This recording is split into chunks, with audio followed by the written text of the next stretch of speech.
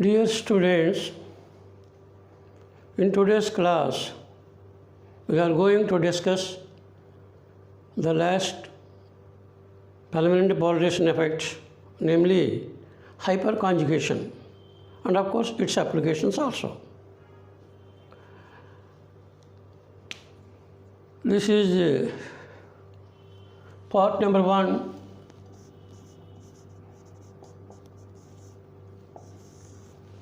For hyperconjugation, it will be completed in part number 2. What is the simple definition of hyperconjugation? And what is the origin for the development of new concept, namely hyperconjugation? We can consider the simple definition as participation of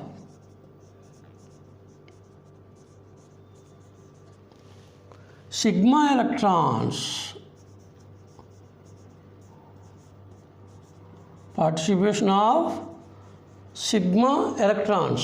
in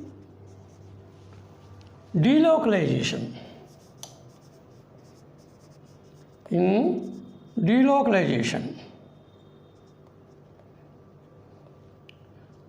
Is called hyperconjugation.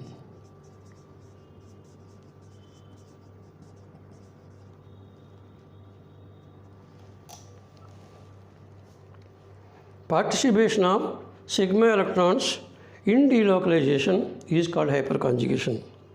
A new concept born to explain the reactivity of alkyl benzenes, that is the origin for the development. Have you ever seen the participation of sigma electrons which is strongly bound, held up by the two nuclei in delocalization? Can we consider the free movement of the sigma electrons? Never. But this is the only alternate way to consider the delocalized sigma electrons. Just like resonance or mesomeric effect, where pi bond is needed, another pi bond in conjugation, or pi bond needed positive charge, pi bond needed negative charge, pi bond needed lone pair of electrons.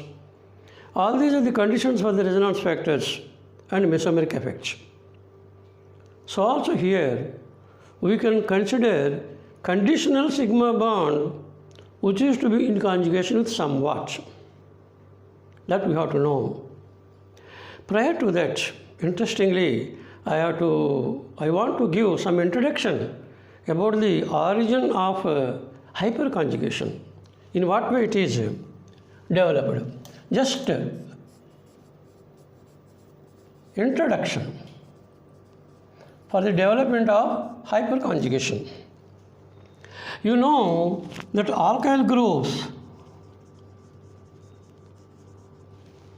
are having electron releasing nature. They are all electron releasing groups.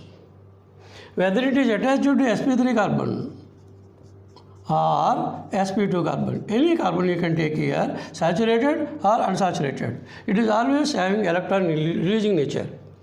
And you know pretty well about the order CH3 thrice C, this is tertiary butyl group, is more electron releasing than CH3 twice CH secondary isopropyl group, is more electron releasing than CH3 CH2 primary alkyl group, is more electron releasing than CH3 super primary. So this is the decreasing order.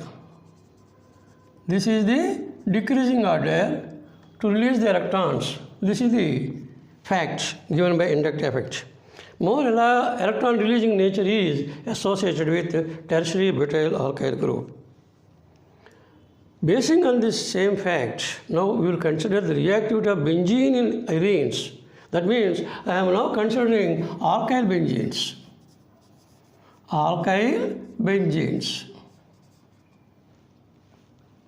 I am taking here first toluene, next ethyl benzene. Next, isopropyl benzene, which is otherwise called cumene. And finally, tertiary butyl benzene.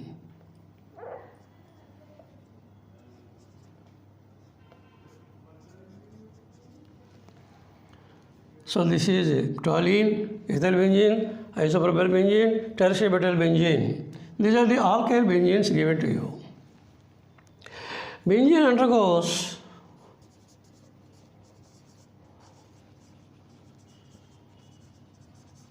electrophilic substitutions. Okay? You know pretty well. Benzene prefers electrophilic substitutions. When already one group is present, the second substituent, where it is to be oriented, that is the orientation of arenes, benzene, orientation benzene. Whenever one group is present, second group, to what place it is to be oriented, ortho, meta or para. That is what you call orientation. As all these are electron releasing groups, the benzene ring will be activated, and so all are more reactive and we will be easily undergoing electrophilic substitution than benzene. Would it have been true that only inductive effect is operating? There is no other electron releasing mechanism? Then here tertiary butyl benzene, which is the most electron releasing group, should be the most reactive. Out of all these, according to inductive effect, tertiary butyl benzene should be undergoing electrophilic substitutions more easily. So, if you take the reactivity here, if you take the reactivity according to inductive effect, according to inductive effect, according to inductive effect, this should be the more reactive. That means toluene should be the less reactive than ethyl benzene. Ethyl benzene should be less reactive than isopropyl benzene. Isopropyl benzene should be less reactive than tertiary butyl benzene. Out of all these, tertiary butyl benzene should be undergoing electrophilic substitutions more easily. Conditions required here will be normal and temperature is also low. This is the theoretical observation. But practicality, if you take experimental data,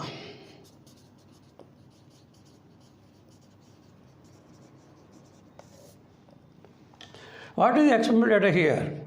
The reactivity is just reversed. Reactivity is reversed. Out of all, toluene more reactive than ethyl benzene, more reactive than isopropyl benzene, more reactive than tertiary butyl benzene. This is the experimental data and experimental observation. All these, toluene is the most reactive towards electrophilic substitution.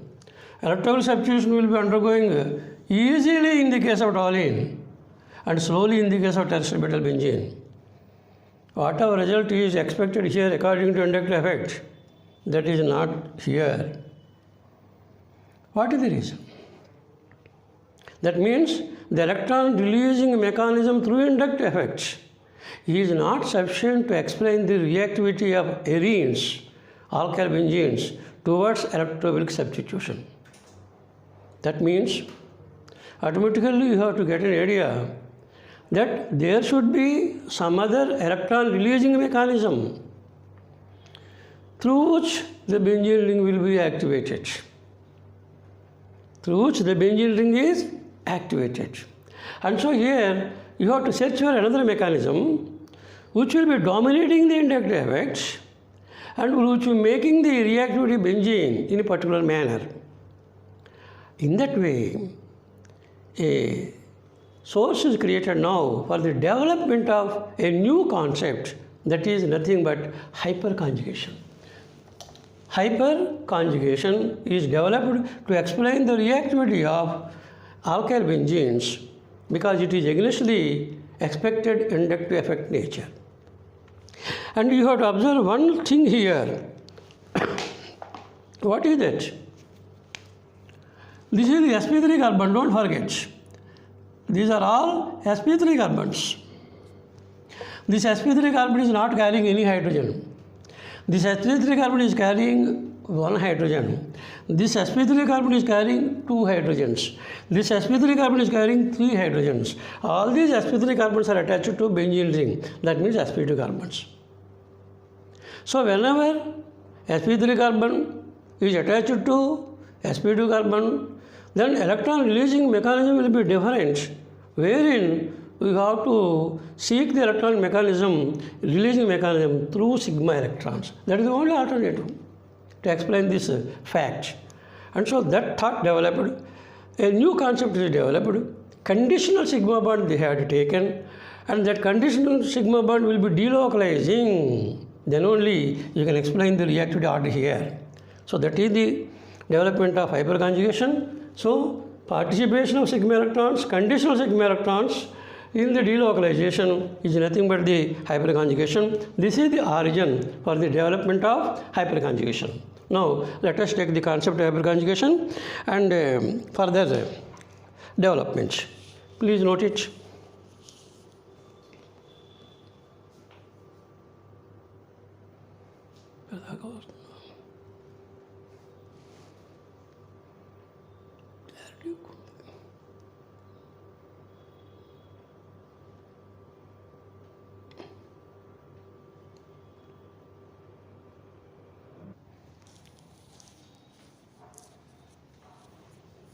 Now, let us consider sp3 carbon, which is containing at least one hydrogen. When that is attached to sp2 carbon carrying double bond, then the sigma bond existing between carbon and hydrogen will be delocalizing with the conjugated pi bond. Here, sigma bond is getting delocalization. Up to the extent we had seen how the pi bond is getting delocalization with pi bond or positive charge or negative charge or lone pair. But here sigma bond is in conjugation with the pi bond to get the delocalization. You have to take the conditional sigma bond, that is the sp3 carbon containing hydrogen. That sigma bond is participating in delocalization with the conjugate pi bond. So now I am taking this is the sp3 carbon here. This is the sp2 carbon carrying double bond. When this CH sigma bond, this is sigma bond, and this is the pi bond, only the pi bond here.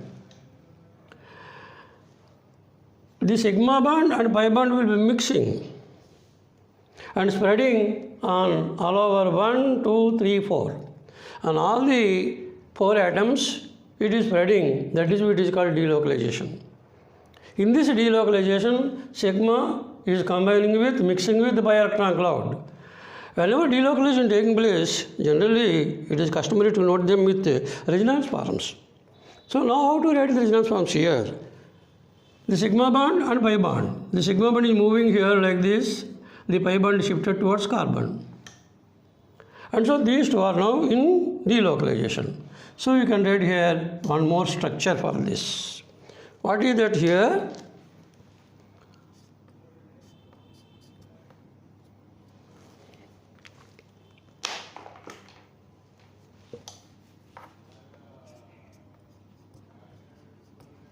This H losing the sigma bond gets positive charge, and this is the double bond, and this is the sigma bond.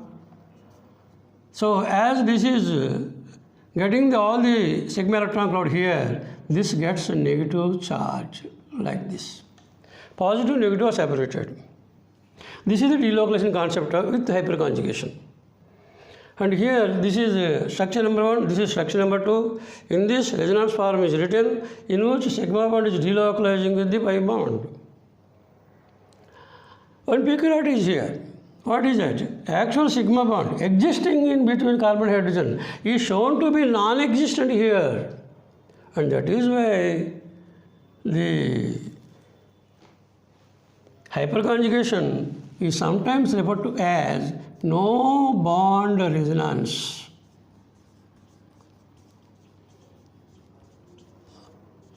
No bond resonance is found in dash. That means you have to write hyperconjugation. This is what you call no bond resonance. These are the hyperconjugated structures. Resonance forms you are taking, of course. In this way, sigma bond is delocalizing with the pi bond. So, sigma cloud is pushed towards the sp2 carbon and thereby it is getting activated. Now, you can take this concept. Suppose there are hydrogens further. There are 3 hydrogens once again here. These 3 hydrogens will be participating in delocalization. In what way? And this is sigma bond is moving toward this, pi bond is moving like this, and so this sigma bond returns here, this sigma bond is lost here, and so all the hydrogens attached to the sp3 carbon will be participating in delocalization. So the second resonance structure you have to write here, H, C, H, H, double bond, C, single bond C, minus charge here. Once again, this can be written. Third hydrogen is also participating. H, C, H, here H plus, double bond C, single bond C, minus here. So this is resonance form number 1, resonance form number 2, resonance form number 3.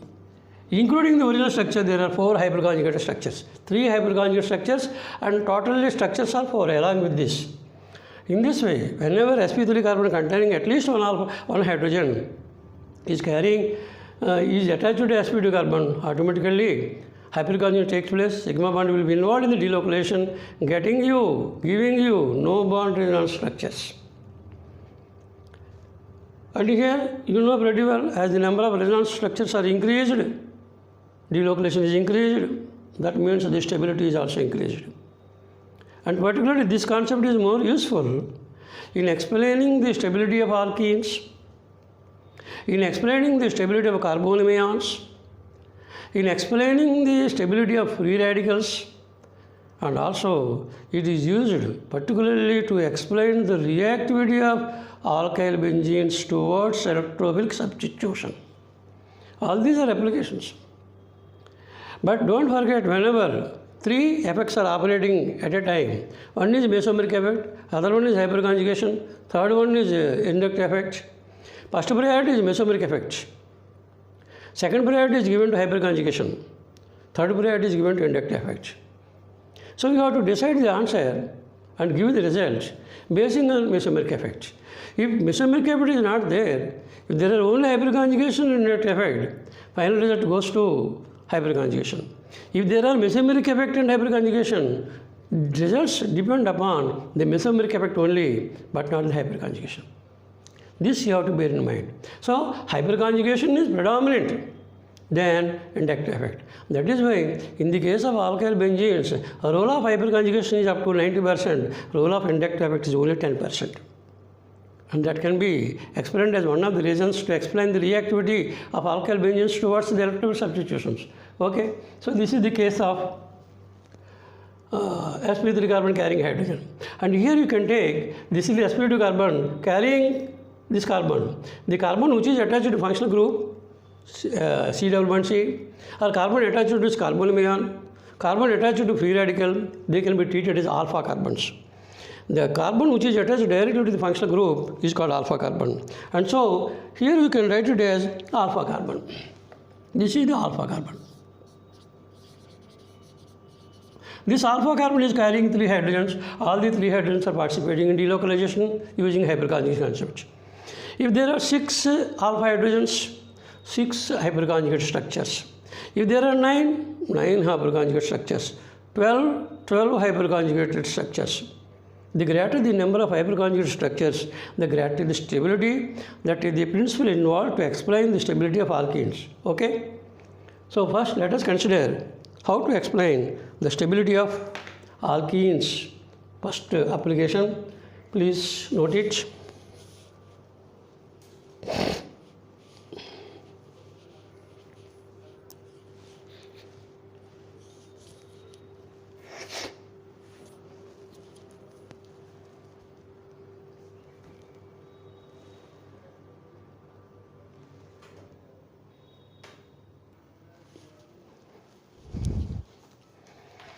Now let us consider the stabilities of various alkenes where sp3 carbon H sigma bond, this is the sigma bond, plus pi bond, this will be in conjugation. Sigma bond and pi bond will be in conjugation.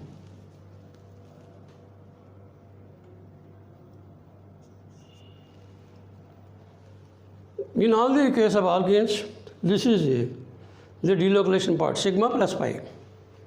Now let us consider some examples here. One, propene is more stable than ethene. Propene is more stable than ethene. You have to explain this part now. Propene is more stable than ethene. And here we can take propene like this. This is propene.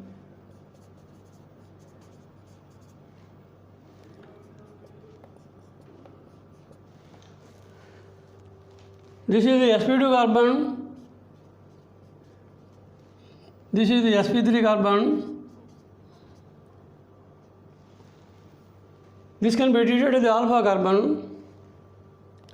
sp3 carbon attached to sp2 carbon is carrying 3 hydrogens. There are 3 alpha hydrogens. So we can write 3 resonance forms in this case. In what way? This bond is shifting like this. This bond is going towards carbon. Sigma bond is involving in delocalization. Thereby, we can write the resonance structures.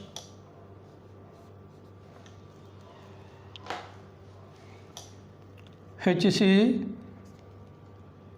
H plus, double bond CH, single bond CH2 minus here. Similarly, this hydrogen involves, then the sigma bond goes to this place, positive charge will be arrived at the other H. So one more you can write here.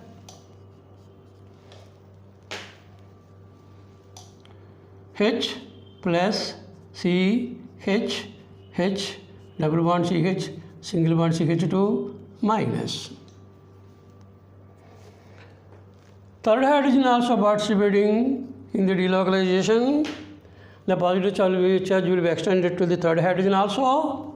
So you will get here HC, H, H plus, double bond CH, single bond CH2 minus. There are 3 resonance structures. Put together this, how many structures are there? 4 hyperconjugated structures. 4 hyperconjugated structures are there. The greater the number of hyperconjugated forms, the greater the stability. And so now this is stabilized by 4 hyperconjugate resonance forms, 3 resonance and one is original structure. And if you take ethene, CH2, double bond CH2, ethene. So here ethene is not carrying any sp3 carbon. Both are sp2 carbons. And so ethylene is stabilized by none. So there are no resonance forms at all, and this is having 3 resonance structures, including this there are 4 hyperconjugate structures. So the greater the number of resonance forms, the greater the stability. That is the fundamental point. the greater the number of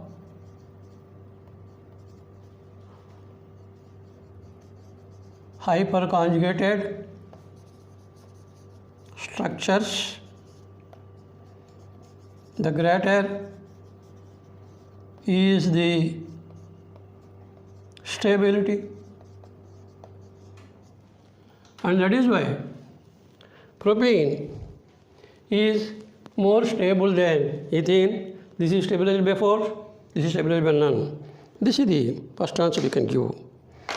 Next, we will take butenes and we have to compare the stabilities among various butenes. Please note it.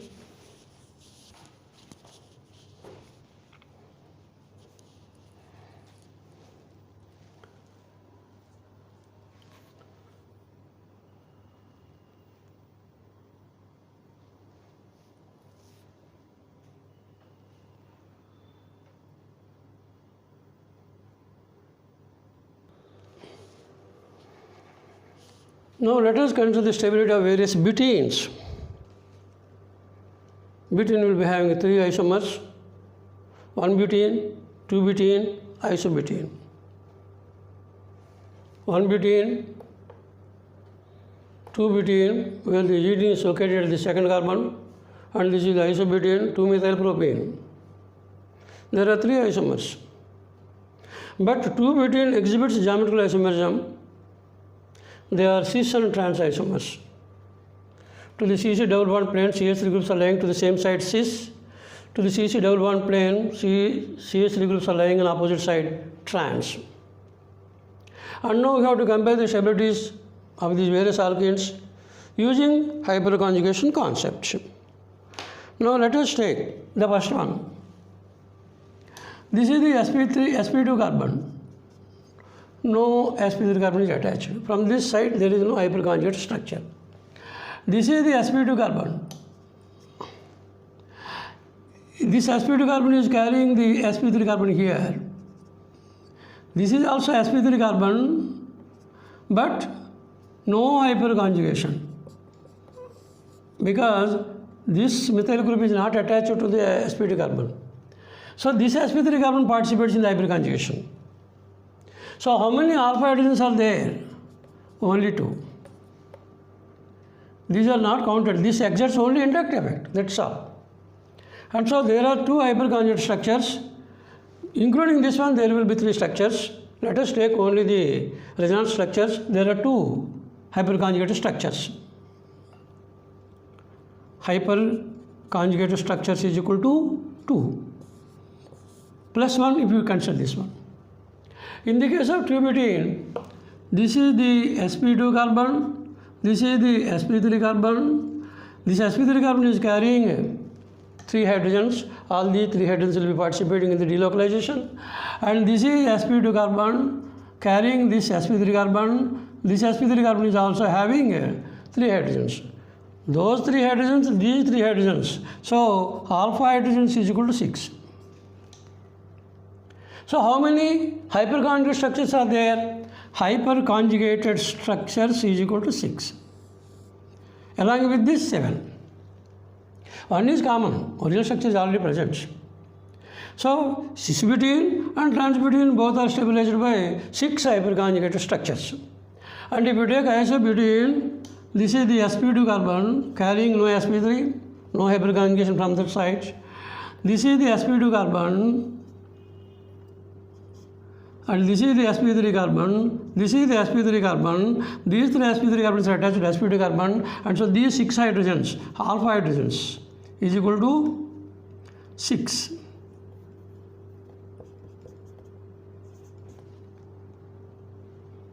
And so there are hyperconjugated structures. If you take, there will be 6. These 3, this 3. This is the carbon, this is the alpha carbon, this is the alpha carbon attached to sp2 carbon. So there are 6 hyperconjugate structures. This is stabilized by 6. Cis-2-butene is stabilized by 6. Trans-2-butene is stabilized by 6. And 1-butene is stabilized by only 2. Definitely you can say that 1-butene is less stable than the remaining 3. Now, as 2-butene cis and trans and isobutene, they are stabilized by 6 hyperconjugated structures, then which is more stable? That means hyperconjugation concept is not that much sufficient to explain the stability because they are getting the same number of hyperconjugated structures. But anyway, you have to take the steric factors also. In the case of cis and trans, one thing we can say. In the case of cis and trans, in the case of cis, the two methyl groups are on the same side. And so bulky groups on the same side means repulsion will be more, stability will be less. In the case of trans, the two methyl groups are on either side, they are far away. The repulsions between them is minimum, less, and the stability is more. And that is why one thing we can say that trans is always more stable than cis.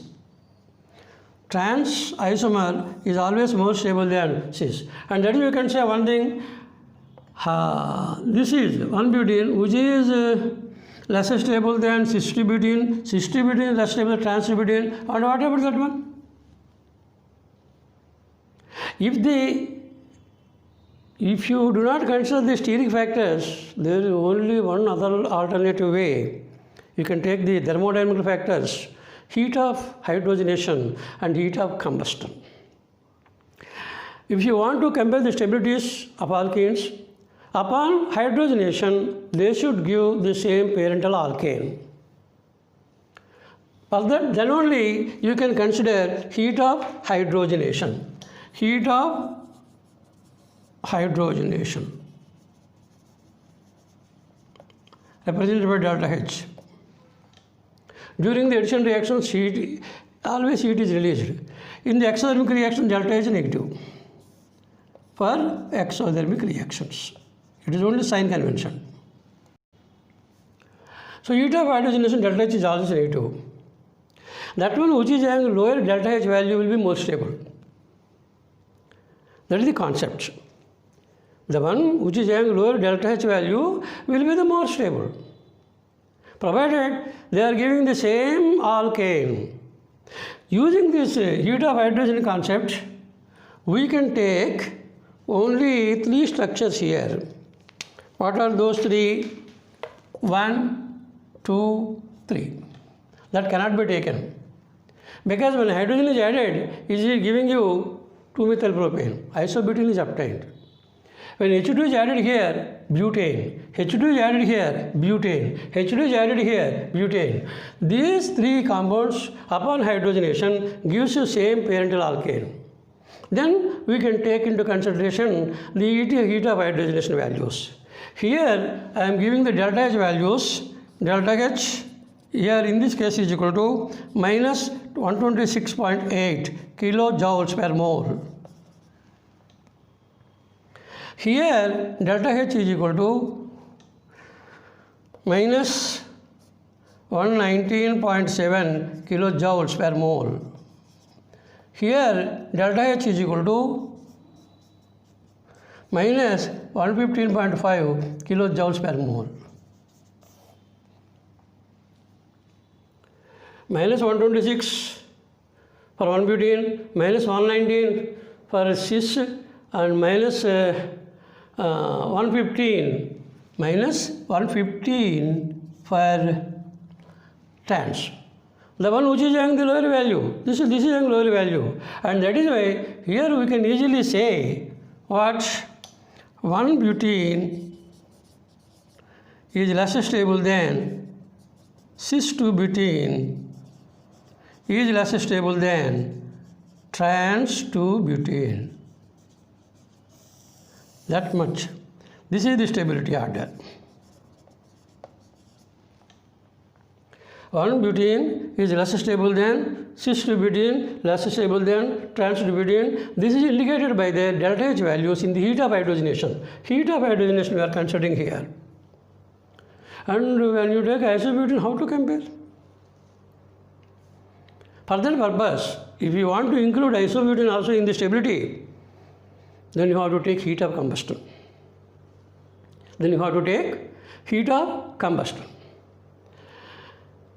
During the heat of combustion, they should give the same products with same coefficients.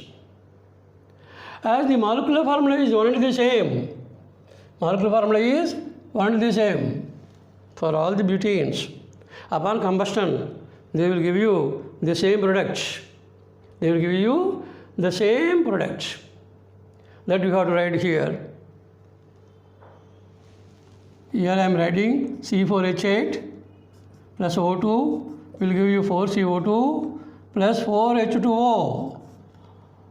8 plus 4, 12. 6 O2 you have to write plus some heat. That is the heat of combustion. Heat of combustion delta H is always exothermic. Delta H is negative. In the product it is positive.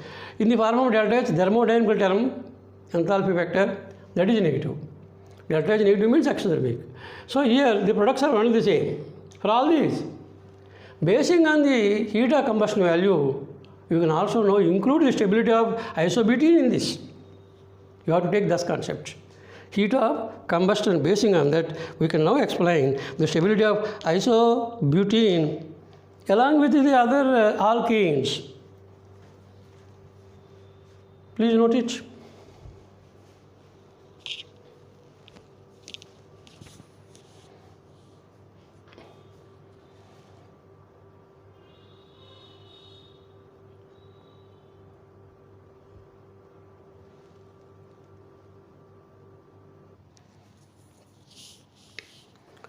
Let us now consider the stabilities of butenes once again.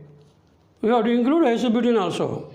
For that purpose, we are taking the heat of combustion values. Heat of combustion is always exothermic. Any hydrocarbon upon combustion gives you carbon dioxide and water. And in the case of molecular is one and the same, they are getting the same products including the coefficients. Whatever amount of heat is liberated, that is the heat of combustion value. When the compound is more stable, a part of the amount will be utilized to disturb the compound, and that will be taken from the heat evolved. And that is why a stable compound will be evolving the heat to a lesser extent. Relatively unstable compound will be evolving the heat more. And that is why as the delta H value, heat of combustion value, delta H value is less, stability is more. So now we are comparing the values of 1-butene, 6-butene, trans-butene and isobutene. Delta H values, heat of combustion values I am taking here. Don't forget, we are taking here heat of combustion values. Don't forget. In here, delta H in the case of 1-butene, delta H is equal to minus 2719 kilojoules per mole. In the case of 6-butene, delta H is equal to minus 2712 kilojoules per mole, somewhat less. And if you take trans-butene, delta H is equal to minus 2707 kilojoules per mole, still somewhat decreased. And finally, if you take isobutene, the delta H value, heat of combustion value is less out of all. It is 2703 kilojoules per mole. So out of all these, if you take the heat of combustion values, that is the only source to compare the stabilities. And so here, if you take this, the stability order for alkenes, butenes is isobutene, right, is more stable than trans-butene,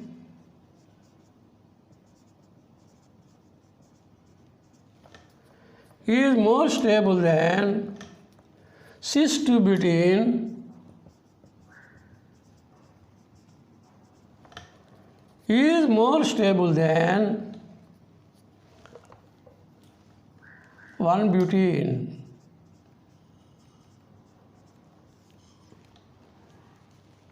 So this is the stability order, this is the decreasing order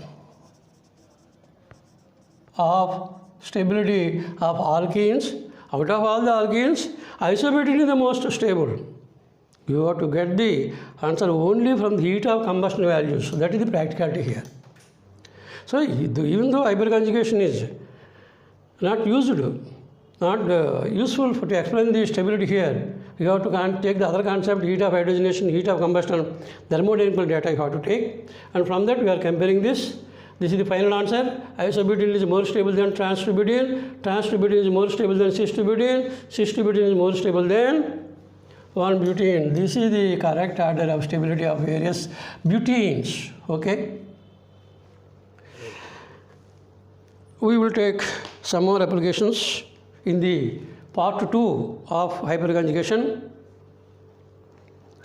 At this juncture, I want to express a view about me. I want to introduce myself. My name is G.S.S. Murthy. Gained an experience of 37 years in S.K. Bair College, Amlapuram, East Godavari, Andhra Pradesh. Later, I also extended my service in Engineering College, BVC Engineering College, Amlapuram, for 5 more years. My total teaching experience is equal to 42 years. During this time, a thought was germinated in my mind to upload my video lectures of chemistry in the YouTube, so that whenever my old students view it, there is the possibility to recollect the sweet memories in those old golden days, and at the same time may be useful for the younger generation. At this juncture, I also want to express my deep sense of gratitude to my beloved student, namely Krishna Karthik, who is uploading all my video lectures in the YouTube from time to time. Thanks to one and all. Thank you all as you are watching my video lecture. Thank you.